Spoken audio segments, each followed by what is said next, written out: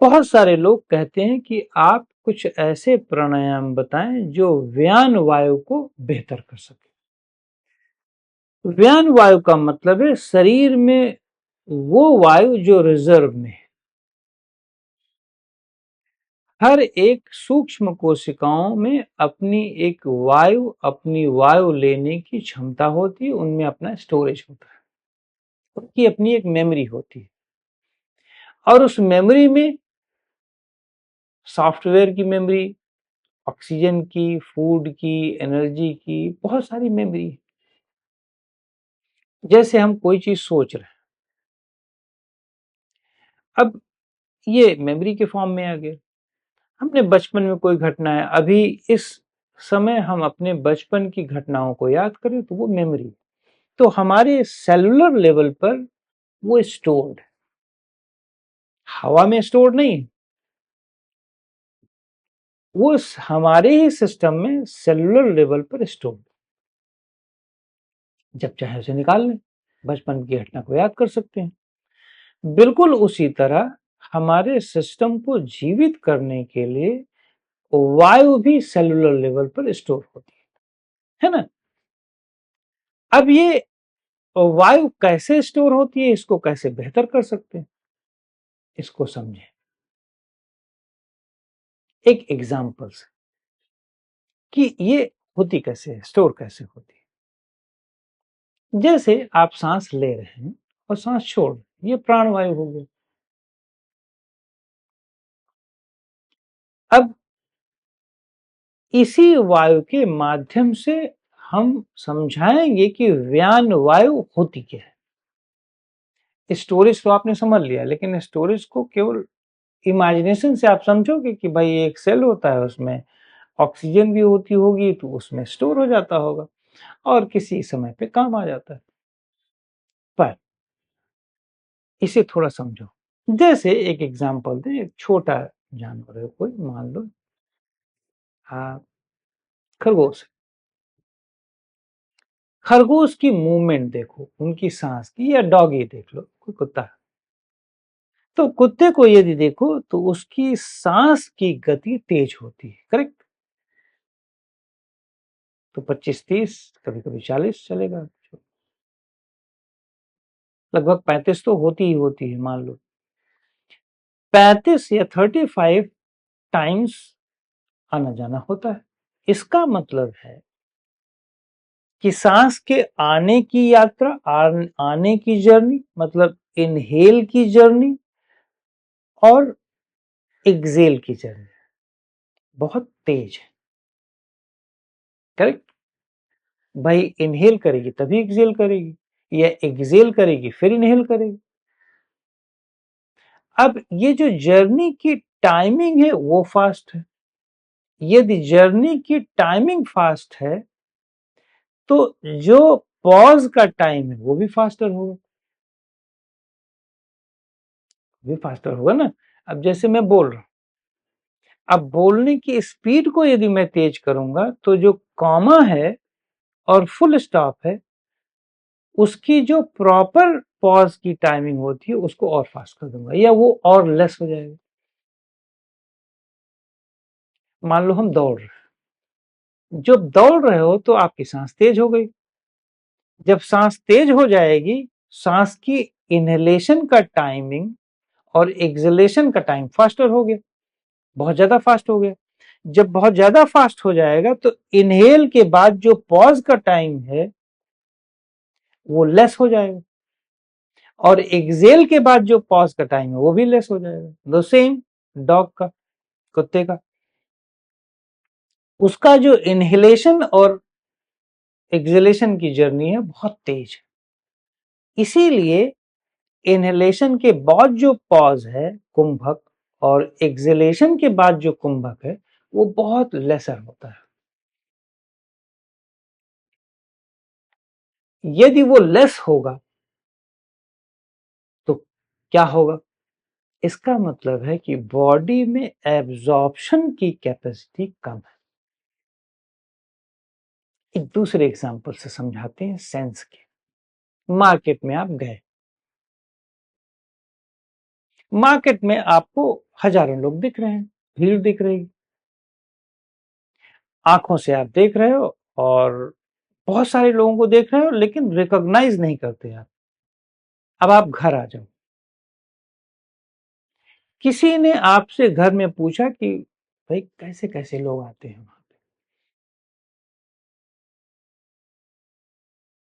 अब आप कैसे बताओगे कैसे कैसे लोग आते हैं? लेकिन किसी ने बताया कि यार वहां पे फिरंगी लोग भी आते हैं, वहां पर तो बहुत कम कपड़े पहनने वाले लोग आते हैं, वहां पर तो कुछ अफ्रीकन लोग भी आते हैं, है ना, मार्केट में। वो क्यों बताया? वो इसलिए बताया क्योंकि आपका माइंड, आपकी सेंस उन लोगों पर ज्यादा देर तक की, ज्यादा देर तक फोकस हुई। जिसने कपड़ा पहना हुआ वैसे उसको ज्यादा देर तक लोग देखेंगे, अधनंगे आदमी को ज्यादा देर तक देखेंगे, सभी बुरके में है तो उसको कौन देखेगा? तो बुरके वाले आदमी भी अजीब होते हैं, क्योंकि ब्लैक पहने नॉर्मल लोगों से तो अलग ही है, तो उनको भी लोग देख लेंगे, तो वहां पर ज्यादा कंसंट्रेशन हो जाएगी। नंगे वाले पर देखेंगे, अफ्रीकन लोगों को देखेंगे, तो जो जो थोड़ा सा एक्सेप्शनल है उन पर ज्यादा देर तक आपका माइंड रुकेगा। जैसे ही माइंड रुकेगा आपकी मेमोरी में स्टोरेज बढ़ा। लेकिन थे तो वहां पे हजारों आदमी, लेकिन आपने देखा तीन चार टाइप के लोगों को। फिरंगियों में गोरे लोग, जो गोरी लड़कियां, या नंगे लोग जो लेस कपड़े थे, जो बुरके वाले थे, या जो थोड़ा सा ब्लैक थे, है ना, अफ्रीकन थे, उनको आपने ज्यादा देर तक स्टे किया। इट मींस कि माइंड जहां देर तक रुकेगा वहां पर स्टोरेज बढ़ जाएगी, लेकिन माइंड रिक्वायर्ड टाइम से लेस रुकेगा तो उसको स्टोर नहीं करेगा। तो हजारों लोगों में सिर्फ तीन चार टाइप के लोगों को आपने स्टोर किया। द सेम वे, यदि आपकी ब्रीदिंग की स्पीड बहुत ज्यादा है तो पॉज आपका लेस होगा ऑक्सीजन का, तो आपकी लंग्स उसको रिकॉग्नाइज ही नहीं करेगी। यदि धीरे धीरे सांस गई, धीरे धीरे सांस गई और उसने प्रॉपर बहुत स्थिरता पूर्वक पॉज लिया, उसको रिकॉग्नाइज कर लेगी और उसको स्टोर कर लेगी, अपनी मेमोरी में उसको स्टोर कर लेगी। द सेम वे, उसने एक्सेल किया, मतलब सांस को धीरे धीरे आराम से निकाला। धीरे धीरे का मतलब कंट्रोल्ड वे में नहीं, आराम से छोड़ करके, एफर्टलेस, आराम से निकाला, और निकालने के बाद ऑटोमेटिक पॉज लिया, या थोड़ा इच्छा के अनुसार पॉज ले लिया। तो जब जैसे ही पॉज लोगे, चाहे अनैच्छिक रूप में या ऐच्छिक रूप में, ठीक है, चाहे आप विलिंगली या अनविलिंगली, जैसे ही पॉज लोगे आपके सिस्टम में एब्जॉर्प्शन बढ़ जाएगी, ऑक्सीजन का लेवल इंक्रीज हो जाएगा ऑटोमेटिक। और जैसे ही वायु इंक्रीज हुई अंदर, इसी को कहते हैं व्यायाम। क्यों? क्योंकि लंग्स की एब्जॉर्प्शन की कैपेसिटी आपने, एब्जॉर्प्शन का स्पैन बढ़ा दिया। अब चूंकि लंग्स के केवल एक पोर्शन में नहीं बढ़ाया आपने, इनहेलेशन में धीरे धीरे कर रहे थे तो पूरी जर्नी को कंट्रोल कर रहे थे आप। मान लो हम सांस ले रहे हैं, धीरे धीरे ले रहे हैं, तो पूरी जर्नी कंट्रोल्ड है। अगर मैं ऐसे सांस लेता तो जर्नी को कितनी शॉर्टर बना दिया हमने। सांस ऐसे लिया जैसे दौड़ते हैं, दौड़ने से अच्छा मैं स्लो वॉक करना मानता हूं। तो मेरा कहने का मतलब है, जर्नी को जब आप बहुत लंबा करते हैं तो ज्यादा कंट्रोल, ज्यादा मैनेजमेंट, सेल्स को, लंग्स के सेल्स को, ब्रेन के कोशिकाओं को ज्यादा मैनेजमेंट का टाइमिंग मिले। तो माइंड को ज्यादा मैनेज करने का टाइम, ब्रेन के सेल्स को, बहुत सारे सेल्स को एक्टिव रहना पड़ रहा है, कुछ सेल को एक्टिव नहीं करना पड़ रहा। जैसे अब मान लो आप सांस जल्दी लेते हैं, अब इसमें कितने सेल्स को करना पड़ा होगा active, rather than slow movement में। जब आप स्लो स्पीड में करेंगे तो आपके पूरे सिस्टम को उसे मैनेज करने की ताकत लगानी पड़ती है। तो फिलोसॉफिकली माइंड जब बहुत ज्यादा सिस्टम को इन्वॉल्व करके मैनेजमेंट करता है तो ये उदाहरण हुआ है। लेकिन सांस के फॉर्म में जब लंग्स होल्डिंग टाइम को बढ़ाता है, विलिंगली अनविलिंगली, तो वो व्यान वायु, सॉरी व्यान वायु की मैं बात कर रहा हूं। माइंड जब स्पैन को बढ़ा देता है किसी भी कार्य में, सेल्स का स्पैन बढ़ता है, लंग्स की कैपेसिटी अंदर होल्डिंग की बढ़ जाती है। मैं ये नहीं कह रहा हूं 5-5 10-10 मिनट, कुछ लोग तो ऐसे ही आ जाते हो तो पागलपन है, उससे और गड़बड़ हो जाती है।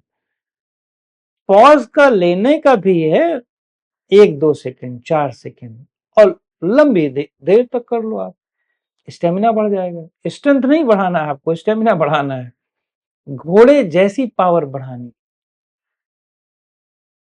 तो जब आप इस तरह की एक्टिविटी करते हो तो व्यान वायु बढ़ता है। इसीलिए नोट करो, ऐसे ही लोगों का स्टेमिना बढ़ता है। तो व्यान वायु जिसकी बहुत अच्छी है उसके स्टेमिना की कोई कमी नहीं मिलती। जानवरों में घोड़े का व्यान वायु का मतलब स्पैन आपका बढ़ गया, लिवर का स्ट्रेंथ बढ़ जाता है। टर्टल का, हाथी का, इनका व्यान वायु बहुत स्ट्रांगर होता है, एब्जॉर्ब करने की स्पैन बहुत अच्छी होती है, न केवल सांस को, मेंटल मेमोरी सारी चीज। बट